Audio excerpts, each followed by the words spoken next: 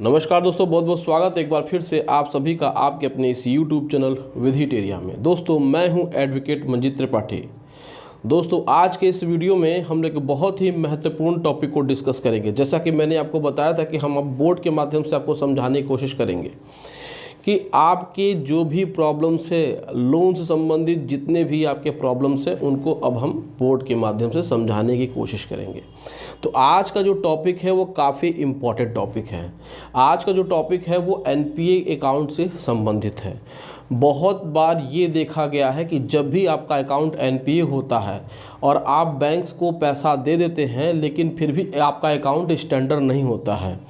यानी कहने का मतलब ये है कि यदि आपने कोई भी सिक्योर लोन लिया है, कोई भी मॉर्गेज लोन लिया है, प्रॉपर्टी को मॉर्गेज करके बंधक रख करके बैंक से कोई भी लोन लिया है और आपने 3 महीने की ईएमआई या फिर इंटरेस्ट नहीं दिया है, तो आपका जो अकाउंट है वो एनपीए हो जाता है।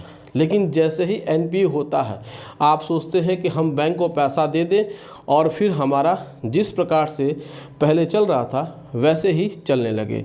तो आपसे बैंक कहता है कि ठीक है, आप अपना ओवर ड्यू पेमेंट कर दीजिए। तो दोस्तों आपका ओवर ड्यू क्या होता है वो मैं आपको बता देता हूँ। 3 EMI plus interest plus penalty, यही आपका होता है ओवर ड्यू। इसी को हम लोग कहते हैं ओवर ड्यू। जो 3 ईएमआई आपकी बाउंस हुई है, यानी 3 महीने की लगातार ईएमआई आपकी बाउंस हुई है, उसके साथ जो इंटरेस्ट लगा है और उसके साथ पेनल्टी लगी है, ये आपका होता है ओवर ड्यू। अब आप अपने इस ओवर ड्यू को पेमेंट करते हैं तो आपका अकाउंट स्टैंडर्ड हो जाता है। जर्नली यही रूल है, लेकिन यहाँ पे बहुत ही सावधानी से आपको काम करना है। बैंक हमेशा आपके इस अकाउंट को यानी एनपीए अकाउंट को ओवर ड्यू पेमेंट करने के बाद स्टैंडर्ड नहीं करता है। उसके पीछे रीज़न क्या है, आज के इस वीडियो में हम आपको बताने वाले हैं। अगर आपका अकाउंट एनपीए है और आप चाहते हैं अपने अकाउंट को रेगुलराइज करना, स्टैंडर्ड करना, तो आपको इस वीडियो को पूरा देखना चाहिए। आज के इस वीडियो में हम आपको वो सावधानियां बताएंगे जो कोई भी आपको यूट्यूब पे नहीं बताएगा। ये कोर्ट ऑफ प्रैक्टिस होता है। बहुत सारे लोग हवाई बातें करते हैं, लेकिन हम जो बातें करते हैं वो आपको कोर्ट ऑफ प्रैक्टिस की बातें बताते हैं। जो नॉलेज होता है, जो एक्सपीरियंस होता है, वही हम आपको बताते हैं कि बैंक किस प्रकार से अपने कस्टमर के साथ धोखाधड़ी करते हैं। देखिए, ये वीडियो थोड़ा सा मैं लंबा बनाऊँगा, क्योंकि क्या होता है कि एनपीए होने के बाद आप अपने अकाउंट में पैसा डाल भी देते हैं, फिर भी आपके ऊपर बैंक 13(2) 13(4) की कार्रवाई करता है। फिर आप बैंक से बात करते हैं कि सर हमारा अकाउंट एनपीए नहीं था, फिर आपने किस प्रकार से हमारे ऊपर 13(2) 13(4) की नोटिस की कार्रवाई की है। तो यही सावधानियां हैं। क्या सावधानियां हैं, इसको आप बहुत ही ध्यान से देखिए। तो यहाँ लिखा हुआ है एनपीए अकाउंट को स्टैंडर्ड करवाने का सही तरीका क्या है। वो तरीका सही क्या है, वो सही तरीका क्या है कि हमारा अकाउंट जो एनपीए है उसको स्टैंडर्ड करवाने का। तो उसमें देखिए, जो सबसे पहला तरीका है मैं वो आपको बताता हूँ। बैंक के साथ कॉन्ट्रैक्ट या अनुबंध करना है कि ओवर ड्यू को पे करने पर कितने समय के बाद अकाउंट स्टैंडर्ड होगा, ये रिटेन में लेना है।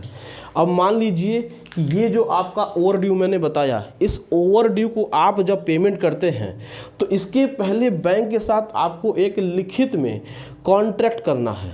लिखित में उनको एक एप्लीकेशन देना है कि सर हम अपना ओवर ड्यू पेमेंट करना चाहते हैं, तो हमारे इस ओवर ड्यू के पेमेंट के बाद हमारा जो एनपीए अकाउंट है वो कितने दिन में स्टैंडर्ड हो जाएगा, यानी रेगुलराइज हो जाएगा, इसको आप हमें कंफर्म करके दीजिए रिटन में।